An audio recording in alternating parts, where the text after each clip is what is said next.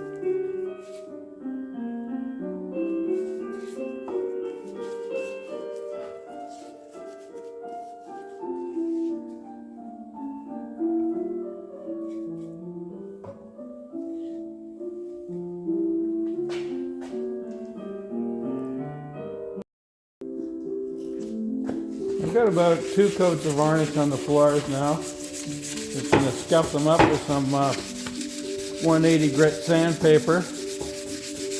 I've noticed, because this is all scraps, some of the stuff is pretty light, like on these things, but what I can do is after I've got it uniform, I'll scuff it up and then just put a bit of spirit stain on there, but I'm not going to do that until I get a few coats of varnish on, because as I put more coats of varnish on, the light colors tend to get darker and the dark colors tend to get lighter. So if I wait until I've got maybe 4 or 5 coats on, then I can give it a nice uniform scuff. The idea with the spirit stain, if I'm using that to tint the color, if I have any shiny spots, the spirit stain is not going to affect that and it'll wind up looking blotchy. So I want to make sure I have a nice uniform film to scuff up and work with.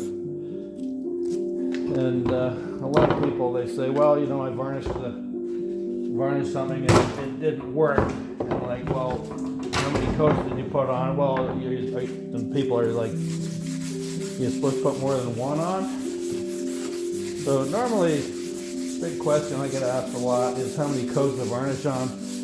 I find 7 is about a minimum, but it varies a lot because it depends how thick you put it on. A lot of people, if you use a foam brush, it tends to put it on very thin. There's nothing wrong with a foam brush, but it's not a good tool for putting a lot of material onto a surface. I sometimes use a foam roller and tip it out with a brush, but I just find a cheap brush and lay it on as thick as I can without getting run for the build-up coat. I usually like to let the varnish dry for, in a perfect world, a week between coats. That way it can off-gas and there's less shrinkage. A lot of times, if you pile on a lot of varnish, which happens when you have an employee coming into work, what do you want to do? Well, I'll sand that and then put a coat on, and you do that 7 coats in 7 days. The varnish doesn't have a lot of chance to off-gas. So I think this might help. This has been about 5 days, I think, since I did the 3rd coat. So I'm just scuffing it up through the 4th coat. But I don't really count coats as much as evaluating what it looks like and how well the grain is filled. The boat will tell you when it's done.